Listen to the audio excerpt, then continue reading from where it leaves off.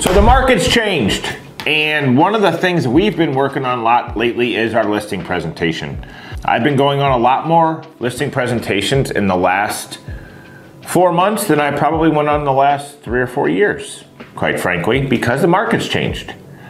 And it has actually been very healthy. It has been a very good thing for me to get out there and do because I'm back in the saddle again. I'm back doing the things that I'm trying to help our agents do better, right? So I'm seeing things and seeing gaps in our process that we need to work on.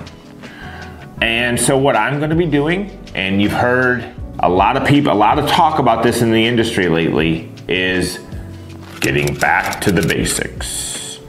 And my coach puts it very well. Why did you ever leave the basics?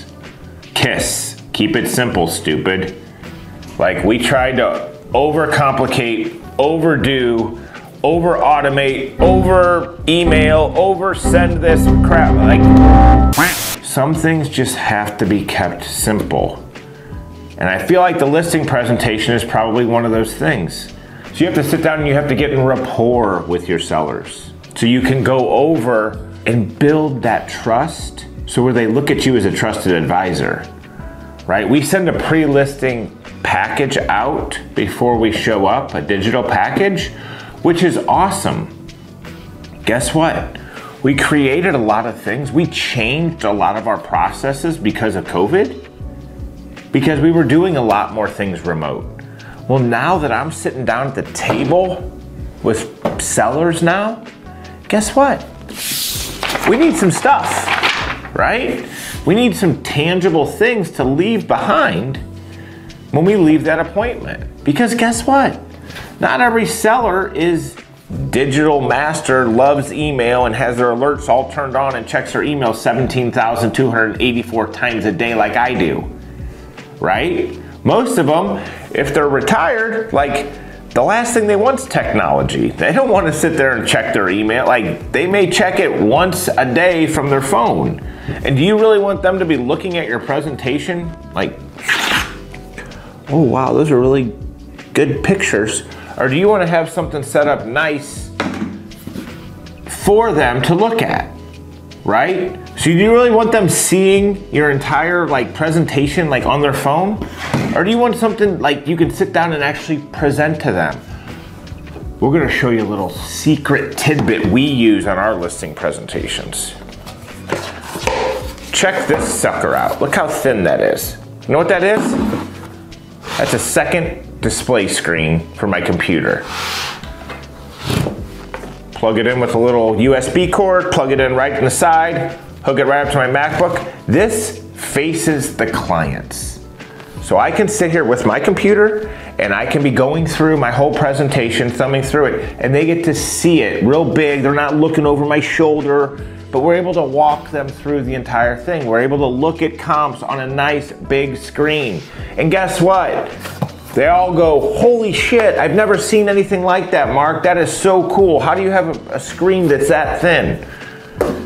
You think that maybe give me some credibility into my marketing, into my forward thinking when it comes to technology and how I can be different from other agents in getting their home sold? Sure. You gotta think outside the box. You gotta do things the other agents aren't doing. But this has been awesome. But again, I recognize that this needs to be left too. So leaving something tangible is now back on the table. During COVID, it was off. It was like you couldn't leave, couldn't even leave a piece of paper. No, don't leave a Post-it note. Somebody may catch COVID from it. Couldn't do that, right? Everything was digital. Now, I feel like we have to leave something. We have to leave something tangible. I actually had, I'm a little bit ashamed of this. This had happened probably 3 or 4 months ago. Went on a listing appointment. This was an older woman who'd lived in her home for probably 25 years. And I went and sat down and I knew they were interviewing multiple agents. We had a great listing presentation. I felt like I talked with them, really bonded with them.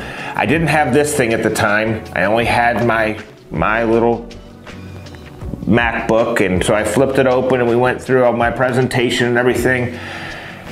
Had a great meeting. Her and her son were there. Her son was in town helping her kind of decide on which agent to choose.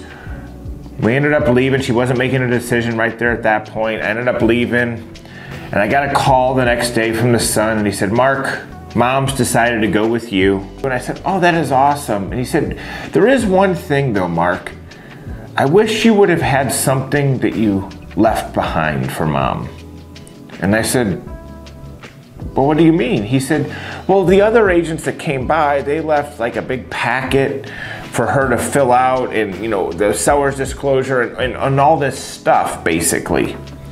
And I said, well, you know what? I didn't leave this stuff because I didn't want to assume I had the listing. And quite frankly, I didn't want you to think there was any pressure with you to list with me right now today. I could tell your mom wasn't ready, and I didn't want to put any extra pressure on her. This is a big move. Selling a home you've been in for 25 years to now right size into a smaller place up in North Carolina, like, that's a big move. And I said, I just didn't want any pressure on her. He said, well, I really appreciate that, but she didn't have anything from you. Like, we're lucky we have your phone number. No, I'm just kidding. But it kind of triggered in my head. You know what? I have an older potential client here that they're not used to going online.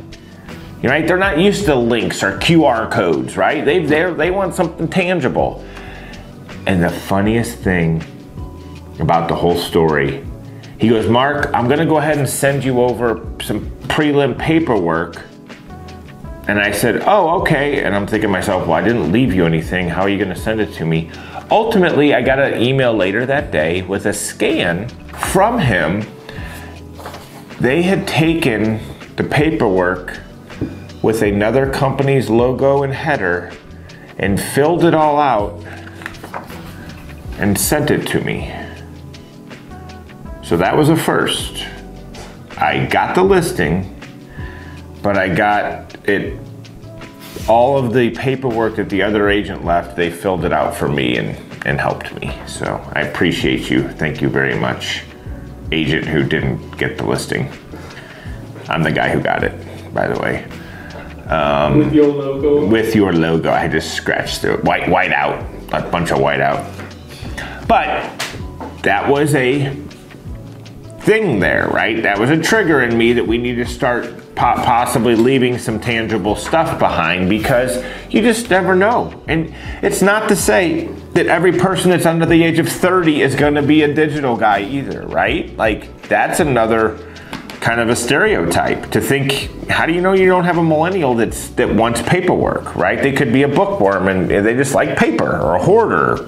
I don't want to sell a hoarder house, but I didn't say whore, I said hoarder. But you got to think about it. You got to be able to have both, right? Like, hey, maybe have the packet. Don't give it to them if they're not they don't want shit laying around, right? If their house is completely clean and perfect, they're probably going to be the digital guy, right? But if they've got stacks of receipts and papers and invoices from 1984 sitting on their table, you probably want to leave them something, because they're going to go stick it right over there and get it buried with all the other crap.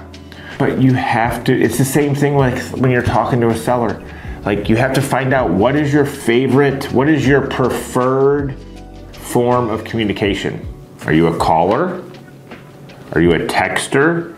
Are you an emailer? Are you a WhatsApper? You like Facebook Messenger, right? There's all these different ways to communicate with your client. And the easiest way to get in rapport is make sure you're communicating with them the way they want to be communicated with.